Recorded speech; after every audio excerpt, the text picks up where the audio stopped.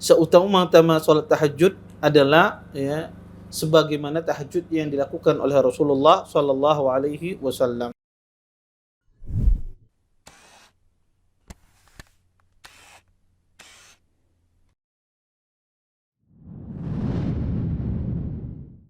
Asyhadu an la ilaha illallah wahdahu la syarika lah wa asyhadu anna Muhammadan abduhu wa rasuluh. Fa inna asdaqal hadits kitabullah wa khairul hadi Muhammadin sallallahu alaihi wasallam wa syarrul umuri muhdatsatuha wa kullu muhdatsatin fid din bid'ah wa kullu bid'atin dhalalah wa kullu dhalalatin finnar, amma ba'd. Bapak-bapak, ibu-ibu, ikhwan dan akhwat yang dimuliakan oleh Allah Subhanahu wa taala. Alhamdulillah, segala puji bagi Allah Subhanahu wa taala dengan limpah nikmat yang begitu besar, di antaranya nikmat iman, nikmat Islam, nikmat kesehatan, sehingga kita semua diberikan kemudahan oleh Allah Subhanahu wa taala untuk bisa berhadir di majlis ilmu. Mudah-mudahan apa yang kita pelajari, apa yang kita tuntut pada malam hari ini mendatangkan keberkahan dari Allah Subhanahu wa taala dan kita bisa mengambil manfaat dari apa yang akan disampaikan nantinya. Bapak, ibu, ikhwan dan akhwat yang dimuliakan oleh Allah Subhanahu wa taala, kita lanjutkan kajian kita tentang sunnah-sunnah sehari yang dilakukan oleh Rasulullah sallallahu alaihi wasallam. Pada pertemuan sebelumnya, bulan kemarin, kita sampai pada apa yang dilakukan oleh Nabi setelah bangun malam. Kemudian juga apa yang dilakukan oleh Nabi setelah bangun malam, beliau melakukan salat tahajud. Dan seutama-utama salat tahajud adalah sebagaimana tahajud yang dilakukan oleh Rasulullah sallallahu alaihi wasallam. Aisyah radhiyallahu taala anha menceritakan bagaimana tahajudnya Nabi, salat qiyamul lail Rasulullah sallallahu alaihi wasallam. Kata Aisyah, kana Rasulullah sallallahu alaihi wasallam yusalli fima baina ay yafrugha min salatil isya ila al-fajr 11 rak'ah yusallim baina kulli rak'atain wa yutiru bi wahidatin. Kata Aisyah, sesungguhnya Rasulullah sallallahu alaihi wasallam beliau salat di antara selesai salat isya sampai salat subuh, beliau salat 11 rakaat dan salam setiap 2 rakaat dan berwitir 1 rakaat. Maka Aisyah mengatakan bahwasanya Nabi sallallahu alaihi wasallam beliau melaksanakan salat tarawih tersebut, salat qiyamul lail tersebut, tahajud tersebut 11 rakaat. Dan beliau melakukannya dengan 2 rakaat salam dan 2 rakaat salam. Dan seutama-utama salat tahajud atau qiyamul lail waktunya adalah sebagaimana yang dilakukan oleh Nabi Daud alaihissalam. Nabi SAW pernah bersabda dalam hadis Abdullah bin Amr, kata Rasulullah, inna ahabbas siyam ilallah siyama Daud alaihissalam wa ahabbas salah ilallah salat Daud alaihissalam. Kana yanamu nisful lail wa yaqumu sudusah. Kata Nabi SAW, puasa yang paling dicintai oleh Allah adalah puasa Nabi Daud. Dan salat yang paling dicintai oleh Allah adalah salat Nabi Daud alaihissalam. Bagaimana salatnya? Nabi SAW beliau salat pada pertengahan malam, tidur pada pertengahan malam, kemudian bangun pada pertigaan malam, dan tidur di 1/6 malam akhir. Maka itulah waktu yang paling utama kita melaksanakan salat tahajud. Yaitu kita tidur setelah isya, kemudian setelah itu kita bangun setelah sepertiga malam akhir. Kita bangun di sepertiga malam akhir. Kemudian setelah itu kita tidur lagi di 1/6 malam akhir. Bagaimana caranya mengetahui ini sepertiga akhir, ini 1/6 malam akhir? Bagaimana caranya? Kalau kita ingin mengetahui sepertiga malam akhir atau 1/6 malam akhir, maka caranya adalah waktu malam itu dibagi 6. Malam itu dimulai dari terbenamnya matahari sampai terbit fajar. Kalau waktu maghrib itu jam 6 sore, waktu subuhnya jam 6 pagi, maka dari jam 6 sampai ke jam 6 ada 12 jam. Maka 12 jam itu dibagi 6. Maka setiap jamnya, setiap per 2 jam itu satu waktu. Maka kita katakan dari jam 6 sore sampai jam 12 itu adalah pertengahan malam. Nabi sholatnya kapan? Di sepertiga malam akhir. Sepertiga malam akhir itu dimulai dari lewat pertengahan malam. Maka Nabi SAW sholatnya itu di sepertiga malam akhir dan tidurnya di 1/6 malam akhir. Maka Nabi itu sholat lewat dari jam 12. Dari jam 12 lewat, ya, lewat dari jam 12 Nabi sholat sampai jam 4 pagi. Kemudian dari jam 4 sampai jam 6 Nabi SAW tidur. Kayaknya itulah sudusnya. Sudusnya itu tidurnya 2 jam terakhir sebelum masuknya waktu sholat subuh.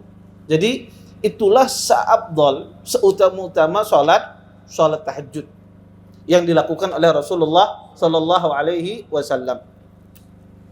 Kemudian Bapak Ibu ikhwan dan akhwat yang dimuliakan oleh Allah Subhanahu wa taala, 1/6 malam akhir atau sepertiga malam akhir inilah waktu Allah Subhanahu wa taala turun ke langit dunia.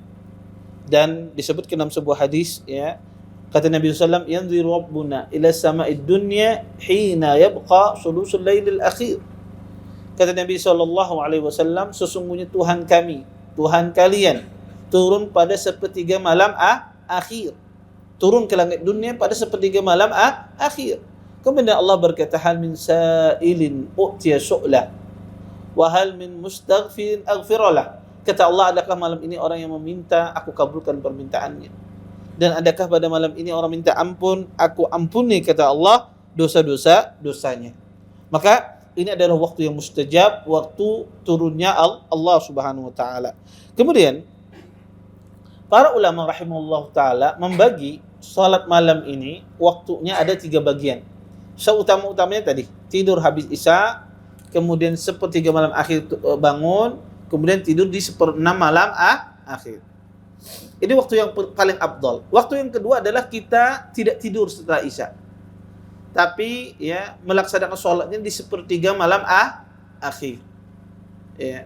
Atau dia tidur setelah Isya, kemudian dia tidur setelah Isya, tapi sholatnya di sepertiga malam akhir sampai subuh. Tidak tidur setelah sholat malam. Yang ketiga adalah dia sholat di awal waktu sholat Isya. Setelah habis Isya dia sholat malam, sholat tahajud. Maka ini ada 3 tingkatan. Dan tingkatan yang paling utama adalah yang pertama, tidur, sholat, kemudian tidur. Dengan syarat tidurnya itu kada kebablasan. Ya, ada sebagian orang tidak nak tidur, sekalinya bangunnya jam 7 pagi. Ya. Baik. Kemudian Bapak Ibu ikhwan dan akhwat yang dimuliakan oleh Allah Subhanahu wa taala, dan disunnahkan ketika kita memulai sholat malam, disunnahkan dengan membukanya 2 rakaat yang ringan. Disunnahkan, ya, kalau kita ingin sholat malam, bagi orang yang tidak terbiasa, maka hendaklah dia membukanya dengan 2 rakaat ringan. 2 rakaat ringan itu apa maksudnya? Membacanya pendek-pendek. Disebutkan dalam sebuah hadis Aisyah, kana Rasulullah sallallahu alaihi wasallam idza qama min al-lail li yusalli iftataha salatahu bi rak'ataini khafifatain. Kata Aisyah, Nabi sallallahu alaihi wasallam jika bangun untuk salat, beliau membuka salatnya dengan 2 rakaat salat yang ringan. Untuk apa? Untuk kita itu bisa bertahap.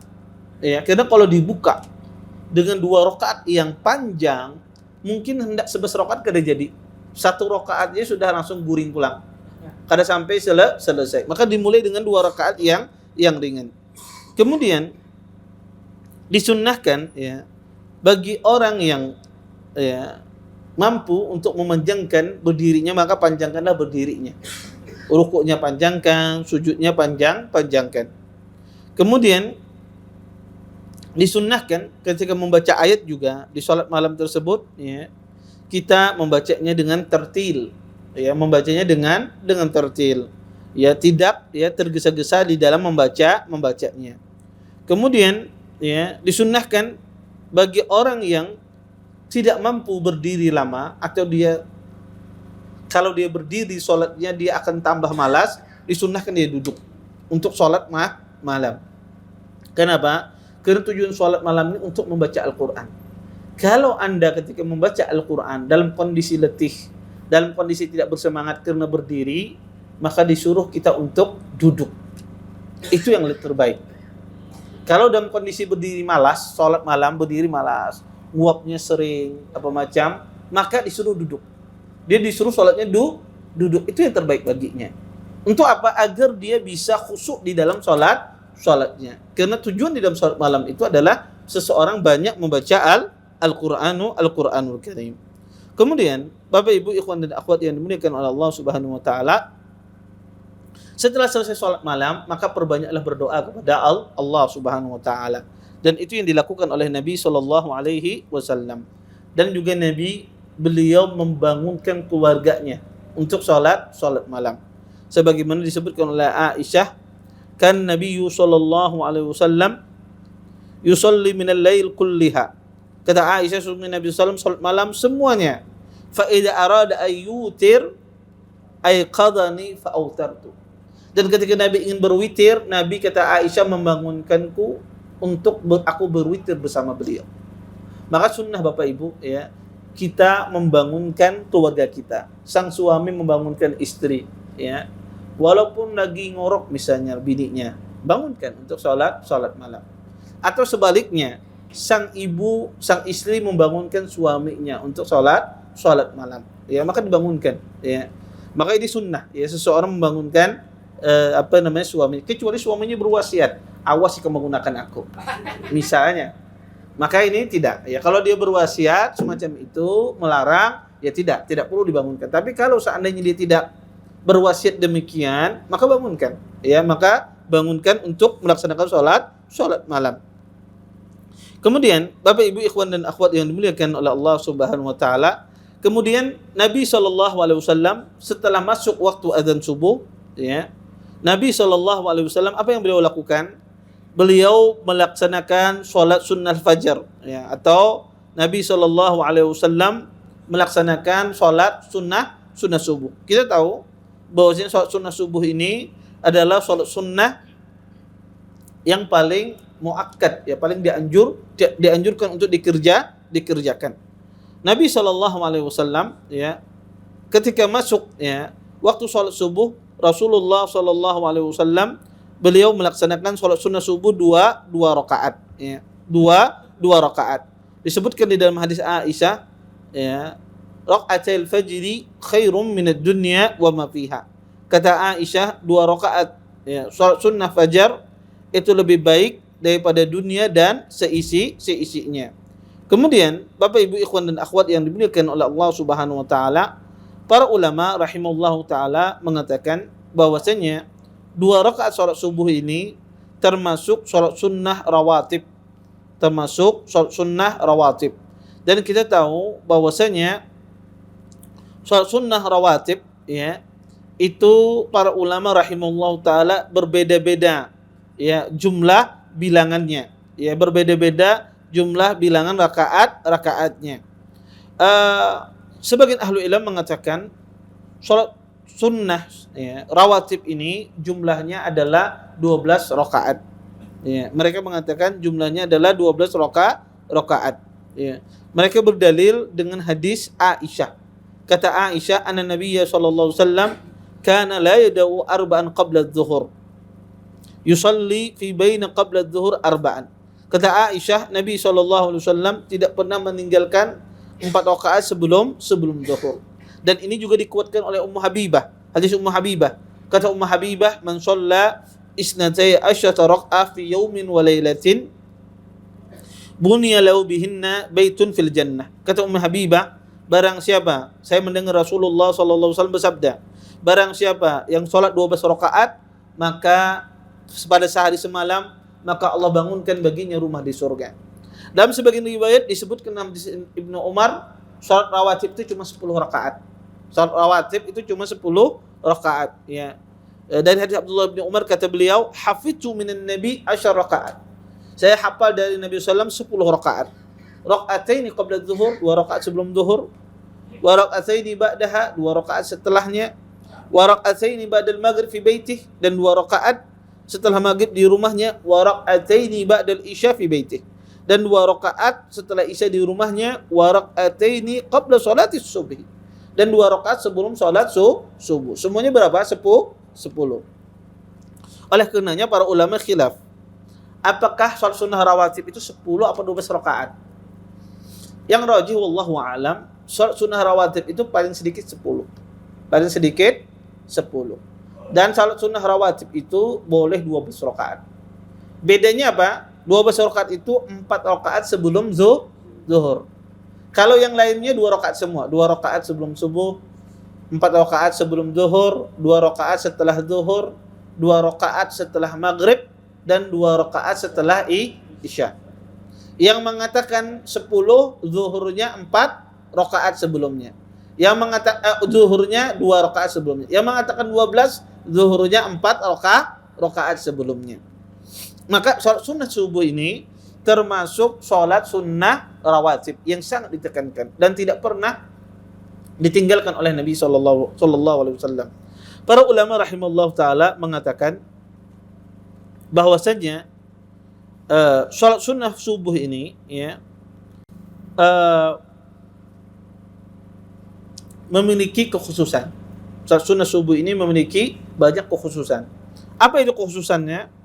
Pertamanya adalah sholat sunnah subuh ini disyariatkan baik kita di waktu safar ataukah di waktu tidak safar. Pada asalnya Nabi di waktu safar beliau meninggalkan sholat sunnah rawatib.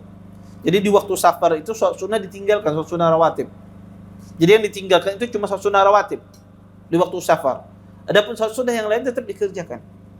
Sholat duha dan semisalnya. Yang ditinggalkan adalah sholat sunnah rawatib. Tetapi khusus 2 rakaat subuh tidak ditinggalkan oleh Nabi sallallahu alaihi wasallam. Kemudian ya 2 rakaat subuh ini di antara keutamaannya adalah dia lebih baik daripada dunia dan seisinya. Orang salat sunnah subuh 2 rakaat ini lebih baik daripada dunia dan seisinya. Dijelaskan oleh Syekh Utsaimin rahimahullah taala, lebih baik daripada dunia dan seisinya ini kata beliau itu dari semenjak penciptaan dunia sampai hari kiamat. Jadi dunia itu kalau semenjak di penciptaannya itu lebih kaya apa lebih kaya? Ya, hartanya banyak. Dunia itu semakin tahun semakin berkurang hartanya. Maka kata beliau dari semenjak penciptaan dunia, Anda lihat bagaimana pahalanya 2 rakaat salat sunnah subuh. Bagaimana dan dengan 2 rakaat salat subuh. Dan biasanya ini hiburan bagi orang-orang kada bisa duit injak. Hendaklah jadi orang sugih ya. Maka salat sunnah 2 rakaat. Kemudian Bapak Ibu ikhwan dan akhwat yang dimuliakan oleh Allah Subhanahu wa taala, di antara keutamanya juga Nabi sallallahu alaihi wasallam ya selalu ya mengingatkan ya. Nabi sallallahu selalu mengingatkan dengan 2 rakaat salat subuh ini. Kata Aisyah, "Lam yakun ala syai'in min an-nawafil ashaddu mu'ahadatan minhu." Tidak ada salat sunnah dari salat sunnah yang selalu dijaga oleh Nabi rakaatain qabla subhi. Kecuali 2 rakaat salat subuh ini selalu dijaga oleh Nabi. Tidak pernah ditinggalkan oleh Rasulullah sallallahu alaihi wasallam. Kemudian di antara khususannya juga 2 rakaat subuh ini disunnahkan untuk diringankan bacaannya. Jadi kan usah panjang-panjang bacanya. Makanya kalau kita lihat riwayat Nabi, apa yang beliau baca di 2 rakaat salat sunnah subuh itu, beliau membaca ya, di antaranya adalah ya disebutkan dalam sebagian riwayat Nabi membaca surah Qul ya ayyuhal kafirun di rakaat pertamanya, dan di rakaat keduanya Nabi membaca Qul huwallahu ahad. Dalam sebagian riwayat Nabi membaca setelah surah Al-Fatihah di rakaat pertama beliau membaca surah Al-Baqarah ayat 136. Qulu amanna billahi wa ma unzila ilaina wa ma unzila ila Ibrahim wa Ismaila wa Ishaq wa Yaqub wal asbaq wa ma utiya Musa wa Isa wa ma utiya an-nabiyyuna min rabbihim la nufarriqu baina ahadin minhum wa nahnu lahu muslimun. Di ayat keduanya beliau membaca surah Ali Imran ayat 64. Satu ayat saja dibaca oleh Nabi, yaitu firman Allah, "Qul ya ahlal kitab ta'alau ila kalimatin sawa'in bainana wa bainakum alla na'budu illallah wa la nusyrika bi syai'an wa la yattakhidha ba'duna ba'dan arbaban min dunillah. Fa in tawallaw faqulu asyhadu bi anna muslimun. Cuma ini saja yang dibaca oleh Nabi, cuma satu ayat. Di dalam surah Al-Imran ayat 100 ayat 64 dan surah Al-Baqarah di rakaat pertamanya ayat 136. Atau kita membaca Qul ya ayyuhal kafirun dan di rakaat keduanya membaca surah Al-Ikhlas. Tidak disunnahkan panjang. Kemudian Bapak Ibu ikhwan dan akhwat yang dimuliakan oleh Allah Subhanahu wa taala, dan salat sunnah subuh ini tidak boleh lebih dari 2 rakaat. Tidak boleh orang salat sunnah fajar ini lebih dari 2 rakaat. Ada yang salat 4 rakaat misalnya, maka itu tidak boleh. Atau ada yang salatnya lebih dari 2 rakaat. Karena asalnya salat di waktu subuh itu terlarang. Kecuali apa yang diperbolehkan. Di antaranya adalah salat sunnah subuh. Kemudian Bapak Ibu ikhwan dan akhwat yang dimuliakan oleh Allah Subhanahu wa taala, disunnahkan pula kata para ulama rahimallahu taala, orang setelah salat sunnah subuh dia ittija, berbaring, sebagaimana yang dilakukan oleh Nabi sallallahu alaihi wasallam. Rasulullah SAW setelah melaksanakan salat sunnah subuh, Nabi sallallahu alaihi wasallam beliau berbaring, atau yang disebut oleh para ulama dengan istilah al-ittija, ya. Sebagaimana disebut dalam sebuah hadis, kata Aisyah, kana Nabi sallallahu alaihi wasallam idza shalla rak'ataini al-fajr ittaja'a ala sikihil aiman. Kata Aisyah, Nabi sallallahu alaihi wasallam jika beliau salat 2 rakaat subuh, beliau berbaring pada bagian sebelah kanan. Para ulama mengatakan berbaring setelah salat sunnah subuh ini hukumnya sunnah, sebagian ulama mengatakan bagi orang yang salat malam. Adapun orang yang kada sembahyang tahajud tidak perlu berbaring. Sebagian ahli ilmu mengatakan tidak, hukumnya umum. Baik itu yang salat tahajud ataukah tidak salat tahajud. Tapi dengan syarat bahwasanya kada kelolosan. Kalau orang itu kelolosan, ya Anda berguling dulu setumat, nah berkelap dulu sedikit. Bangunnya zuhur, ini kada boleh, haram baginya. Ya untuk salat, untuk tidur setelah subuh, setelah salat sunnah subuh. Kemudian kata para ulama, tidur ini hanya berlaku di rumah, tidak di masjid. Jadi perbuatan ini hanya dilakukan di rumah, tidak di masjid.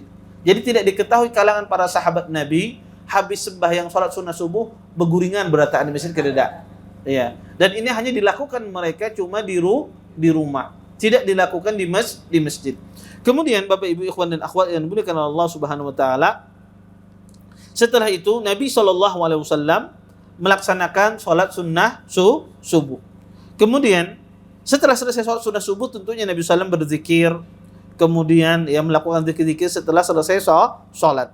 Kemudian setelah itu Nabi sallallahu alaihi wasallam, apa yang dilakukan oleh beliau? Para ulama rahimahullah taala mengatakan Rasulullah sallallahu alaihi wasallam melakukan zikir pagi dan petang, atau yang disebut dengan zikir sabah dan masa.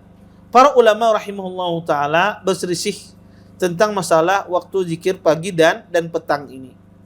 Kapan waktunya? Terjadi khilaf di kalangan para ulama rahimahullah taala.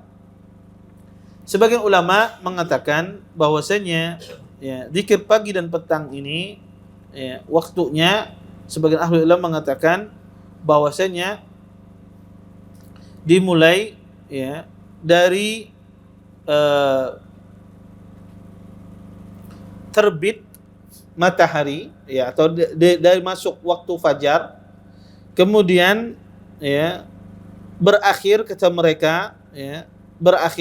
kata mereka ketika terbit matahari. Sebagian ulama rahimahullahu taala mengatakan bahwasanya waktunya adalah dimulai dari masuknya waktu subuh sampai terbenam matahari. Jadi ada 2 pendapat tentang masalah ini. Sebagian ulama mengatakan bahwasanya waktunya dimulai dari terbit fajar, masuk waktu salat subuh sampai terbit matahari. Pendapat yang kedua mengatakan dari terbit fajar sampai terbenam matahari.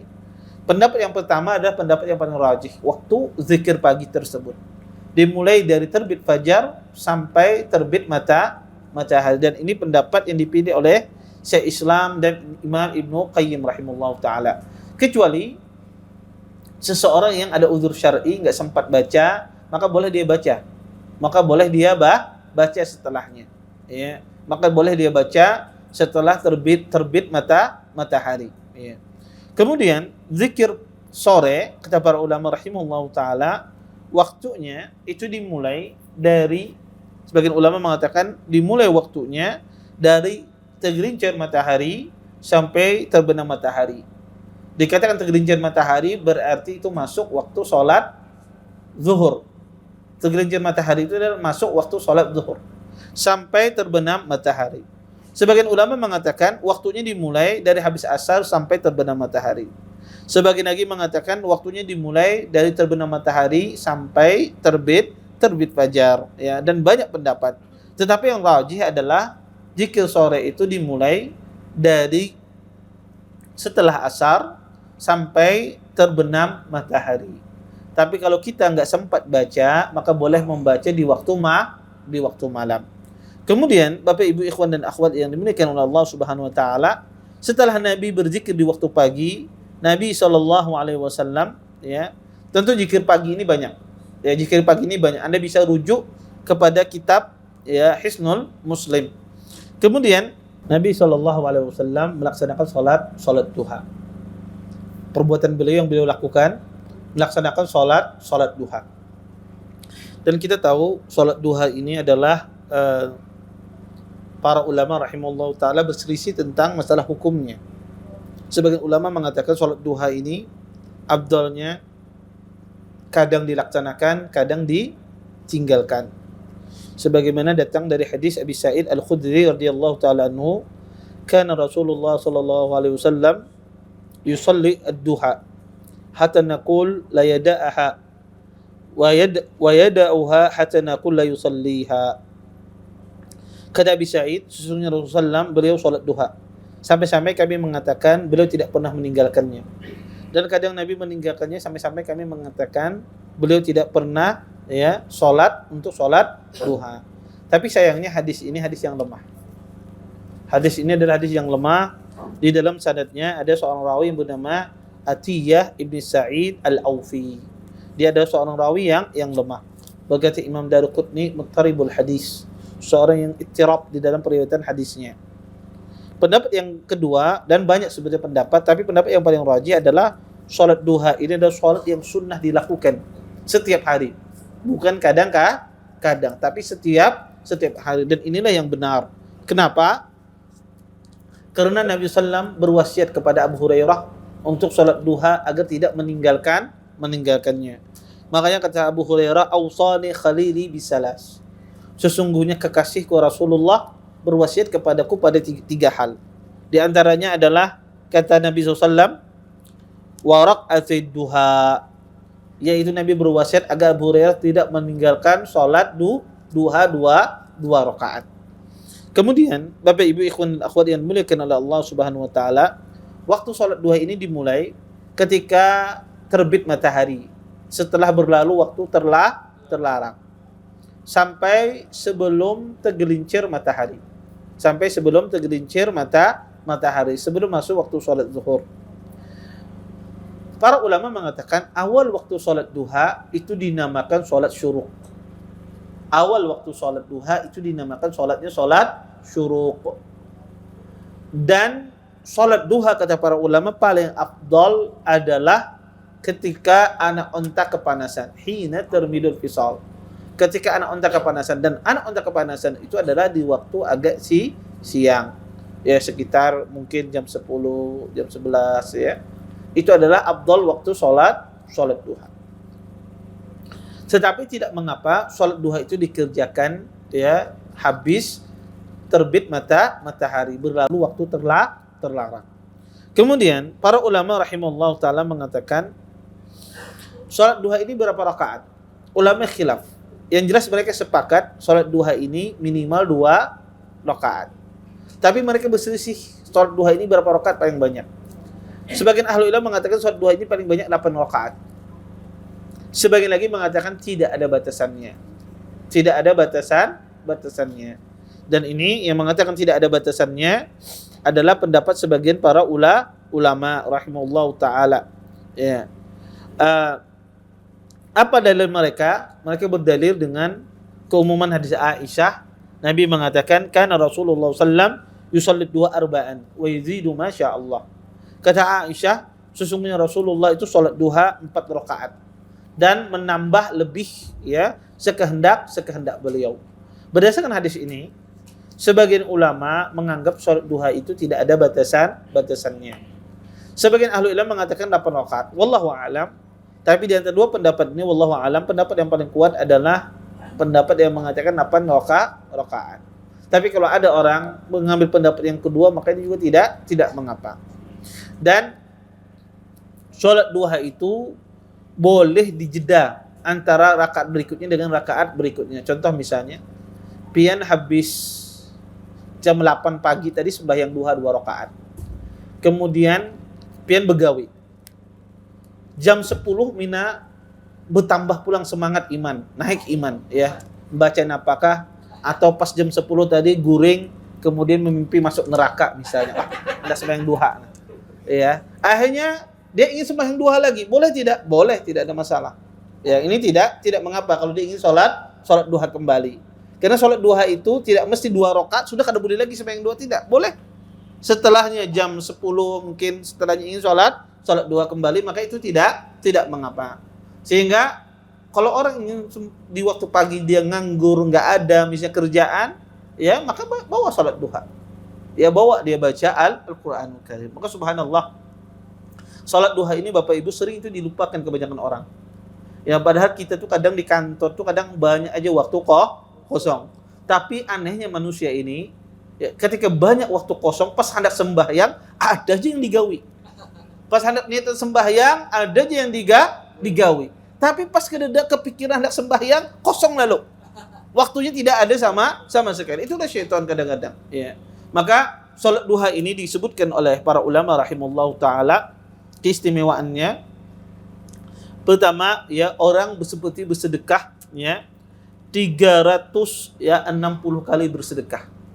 Jadi 2 rakaat salat duha Anda seperti bersedekah dengan 360 kali sedekah. Ya, sebagaimana disebutkan dalam hadis Abi Dzar. Yang kedua Bapak Ibu, orang yang salat duha ini tanda orang itu adalah orang yang suka rujuk, suka taubat kepada Allah. Karena disebutkan salat duha itu adalah anil abda awwab, yaitu salatnya orang-orang yang suka kembali kepada Allah. Ya, makin tanda orang bertakwa, dia melaksanakan salat duha. Ya, makanya kalau pian ada bisi menantu ketujuh salat duha, ambil aja langsung. Ya. Kemudian yang ketiga adalah salat duha ini disebutkan oleh para ulama salatun mahduratun. Salat yang dihadiri oleh para malaikat. Dihadiri oleh para malaikat, disaksikan oleh para malaikat. Kemudian para ulama rahimahullah taala mengatakan ya bahwasanya salat duha ini ya disebutkan dalam sebagian riwayat ya, walaupun riwayatnya ini dikritik oleh para ulama ya, kata para ulama rahimahullahu taala ya, ketika mereka menafsirkan ya, Nabi bersabda, kata Nabi, ya ibna Adam, dalam sebuah hadis qudsi Nabi menukil mengatakan, ya Allah berkata, ya ibna Adam, wahai anak Adam, la tujisni min al-barakaat awwalin nahar akfika akhirahu. Kata Allah, wahai anak Adam, ya tidak menghalangiku dari 4 rakaat di awal siang, di awal pagi yang kau laksanakan, maka aku akan mencukupkan sisa harimu. Artinya maksudnya adalah dia akan dijamin oleh Allah harinya. Jadi Anda kalau salat duha, maka Allah Subhanahu wa taala menjamin hari Anda pada hari tersebut. Maka ini adalah ya keistimewaan yang luar biasa. Maka orang kalau salat duha, ya Allah jamin harinya tersebut. Dari rezekinya, dari semua hal. Dari semua hal. Maka ini subhanallah keutamanya sangat banyak sekali. Tapi banyak orang melupakan 2 rakaat salat duha padahal sangat ringan. Enggak membutuhkan 5 menit dari waktu kita. Ya. Kita salat duha ya 2 rakaat, tapi orang lalai. Dan itulah syaitan ya laknatullah suka ya membawa manusia pada hal-hal yang tidak bermanfaat di dalam kehidupannya. Baik. Ini yang dilakukan oleh Nabi setelah beliau berzikir pagi dan petang, beliau melaksanakan salat duha. Dan insya Allah nanti kita lanjutkan pada pembahasan berikutnya apa yang dilakukan oleh Nabi setelah salat duha. Baik, ini saja yang dapat saya sampaikan, mudah-mudahan bermanfaat. Kalau ada yang bertanya silahkan, ya tafadhal. Kalau yang bertanya, nih, yang di belakang situ dulu. Kalau yang di muka ini kelihatan biasanya. Yang di belakang sering tidak kelihatan. Baik, silakan.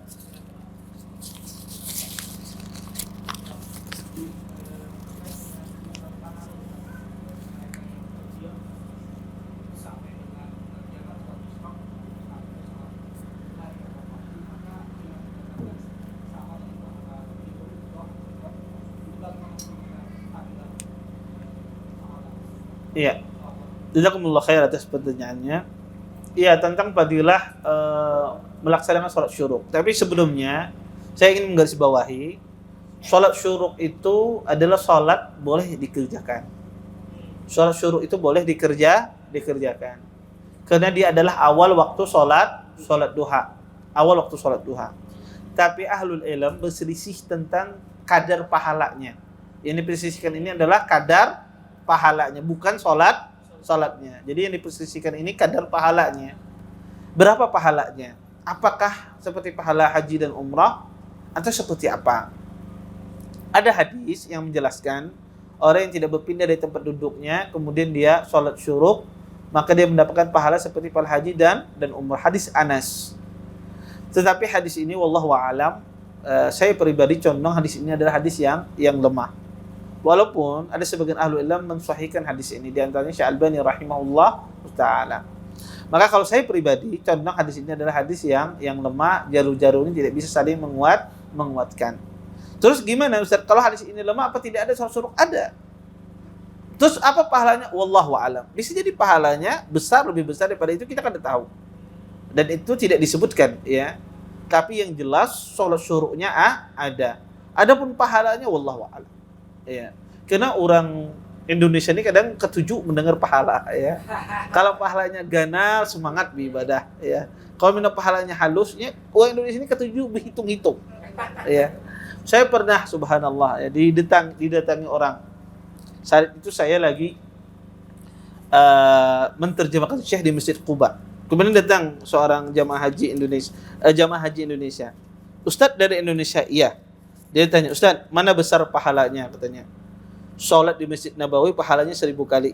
Sholat di Masjid Quba pahalanya seperti pahala ibadah umrah. Mana besar? Besar umrah kah? Besar 1000 kali kah? Kalau besar 1000 kali, ya Ustaz, saya sholat di sini aja. Nggak lagi sholat di Masjid An-Nabawi. Ya. Dan ini pertanyaan baru saya dengar juga. Saya baru kepikir, ya Allah, bujur juga lah. Mana gana 1000 kah pahala umrah kah yang gana? Ya. Maka ya saya jawab, jadi saya tanyakan kepada Syekh, kata Syekh, sholat kedua-duanya. Ya sholat di Masjid Nabawi, nanti ini kesini pulang sholat Quba sembahyang sunnahnya. Ya sholat sunnahnya. Maka siapa yang bisa menggabungkan itu yang terbaik. Kalau dia tidak bisa menggabungkan, tentu Masjid Nabawi lebih utama. Taib. Maka pahalanya wallahu a'lam. Ya derajat pahalanya kita tidak tahu pahala sholat syuruk. Tapi sholat syuruk itu sendiri hadisnya sahih karena dia adalah awal waktu sholat duha. Tapi yang dipermasalahkan cuma kadar pahalanya. Wallahu a'lam. Taib. Ada lagi yang lain?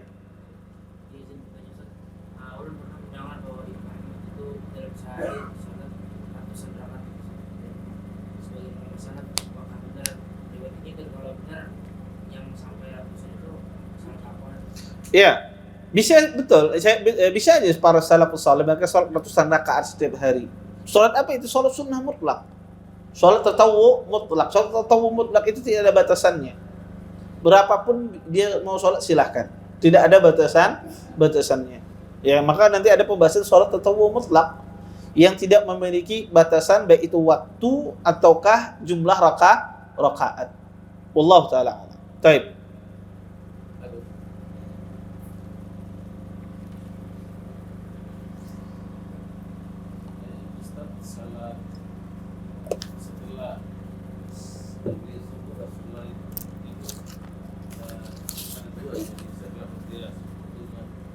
siang, tidur siang, apa hanya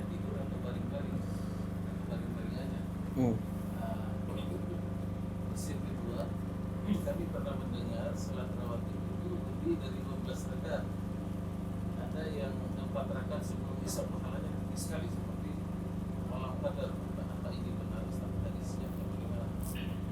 Hadis yang nomor itu masalah jarak antara azan dengan iqamah. Kalau kita Imam Syafi'i ini semua aja yang jauh, tapi yang zuhur, asar, maghrib itu bisa 15 menit.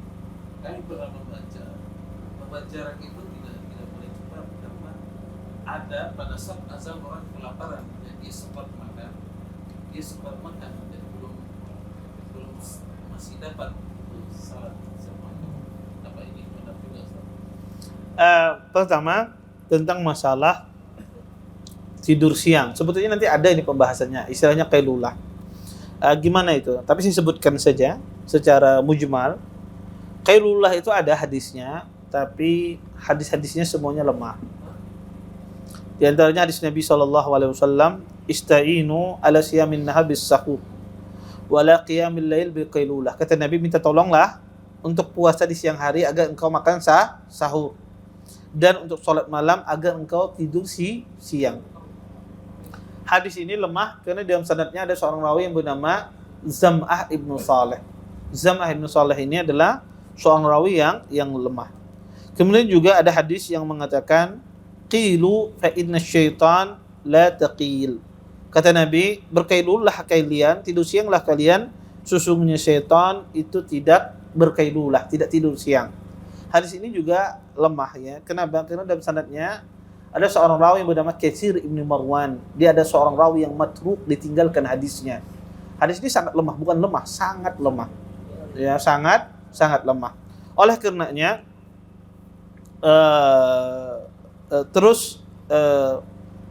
ada sebuah perkataan ya dari Khuwat ibnu Jubair. Perkataan para sahabat Nabi SAW. Mereka mengatakan bahwasanya kata mereka ya di dalam perkataannya dan bukan hadis Nabi, mereka mengatakan naumu awalin nahar kharqun wa awsatuhu khalqun wa akhiru khumkun. Kata mereka tidur di awal pagi awal itu adalah ya kharqun itu adalah sebuah kebodohan yang mendatangkan kebodohan. Dan tidur di pertengahan siang itu juga kata mereka adalah mendatangkan kebodohan. Wa akhiru khumkun, dan tidur di akhir siang, di akhir pagi, ya kata mereka adalah wa akhiru khumkun, ya yaitu ahmak, ya pandir, menjadi orang pandir. Dan sanadnya ini sahih, ya. Sanadnya ini sahih ya. Dan ini perkataan Khuwat ibnu Jubair, perkataan seorang sahabat Nabi SAW.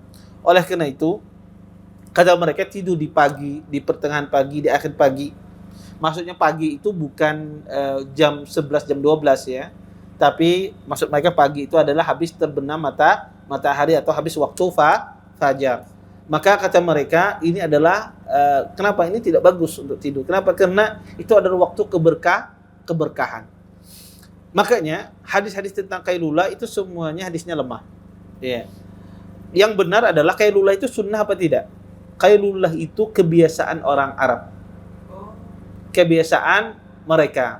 Karena mereka adalah ashabul mawashi. Dari pagi mereka capek bekerja, maka mereka butuh istirahat di waktu siang. Maka mereka qailullah. Maka mereka melakukan qailullah. Wallahu ta'ala alam, lebih dekat qailullah itu bukan sunnah tapi merupakan kebiasaan.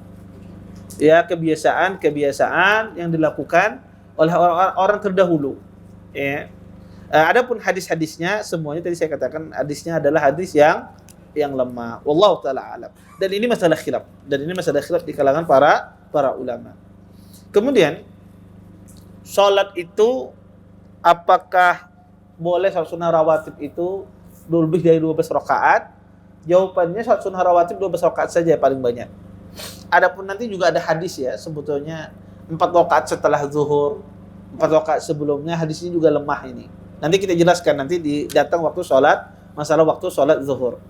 Tapi yang benar adalah sholat sunnah rawatib itu cuma 12 rakaat paling banyak. Paling sedikit 10. Kemudian apakah ada jarak antara maghrib dan isya itu jaraknya apakah ditambahi?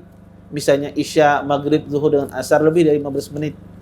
Nah, ini sebetulnya kembali kepada kebijakan masjid dan musalla. Kalau mengaitkan dengan orang waktu makan, ini bahaya. Karena di situ tuntung makan, di sini kelaparan yang menunggu sholat. Ya.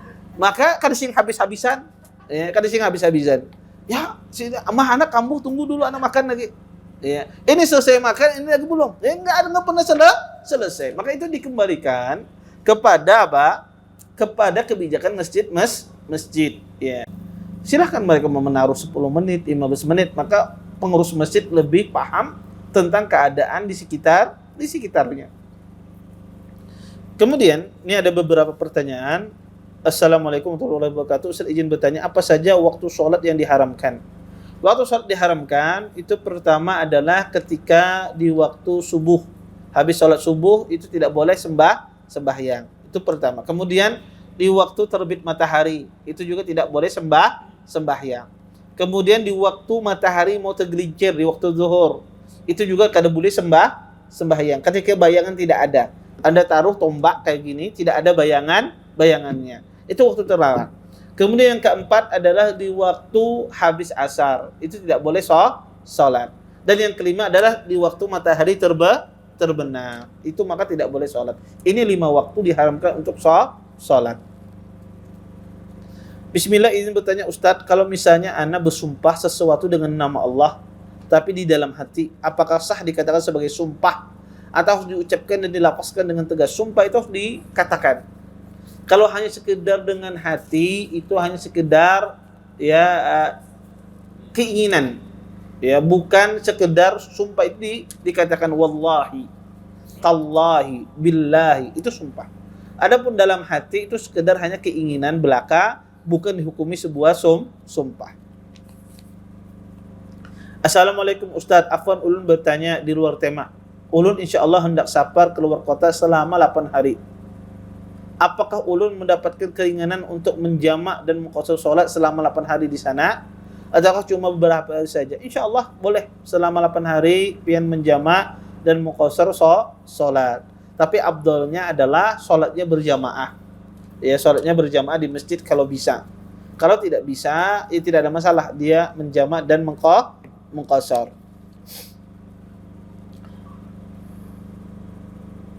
Taib, bagaimana isyraq atau syuruk bagi perempuan yang sholat subuh di rumah? Saya katakan tadi, pahalanya adalah lemah. Jadi perempuan sebetulnya habis sembahyang, setelah dia berzikir, selesai berzikir silahkan.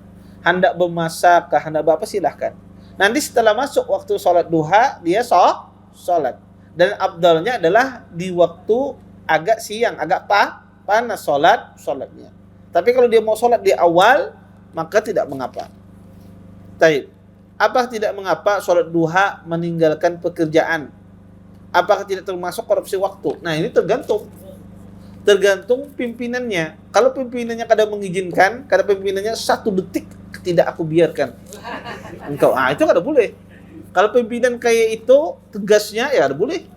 Ya, tapi kalau seandainya kita minta izin kepada pimpinan, ya saya minta izin cuma 5 menit untuk sholat duha, bolehlah. Kalau izin tidak ada masalah. Dan saya rasa kalau pemimpinnya muslim itu pasti diizinkan. Betul. Namanya atasan itu dia tidak mau melihat anak buahnya atau apa menganggur. Karena dia di sini digaji untuk bekerja. Ya, karena ada orang itu kadang-kadang dia bekerja di suatu tempat, kemudian kada begawi apa-apa. Kan rugi, sebuah perusahaan itu rugi. Menggaji orang begini aja gawainya bahaya lah, jasan apa? Rugi seorang perusahaan menggaji orang-orang semacam ini. Sama juga ya, seorang mencari guru misalnya, dia gaji guru. Gurunya ngajinya sedikit aja misalnya. Cuma sehari itu 2 jam saja. Setelah itunya pungutan beratan. Untuk apa gaji orang? Maka ya tentu orang ketika dia memiliki perusahaan dan semisalnya, dia pengen produktif waktunya. Semuanya bekerja. Maka kalau dia mengizinkan, maka tidak ada masalah. Tapi kalau dia tidak mengizinkan, maka tidak boleh kita melanggar persyaratan kita dengan mereka. Kecuali di waktu sholat wajib. Kalau dia tidak mengizinkan, tidak perlu ditaati. Kita tetap sholat wajib. Adapun di luar sunnah, maka kita berhak mentaati atasan kita. Wallahu taala a'lam. Baik, ulang kira cukup ya untuk pertemuan kali ini. Kita tutup dengan doa kafaratul majlis. Subhanakallahumma bihamdika asyhadu an la ilaha illa anta astaghfiruka wa atubu ilaik. Assalamualaikum warahmatullahi wabarakatuh. Terima kasih. Jazakumullah khairan wa barakallahu fikum. Video ini dibuat atas partisipasi dari donasi Anda. Semoga menjadi amal jariah bagi Anda semuanya.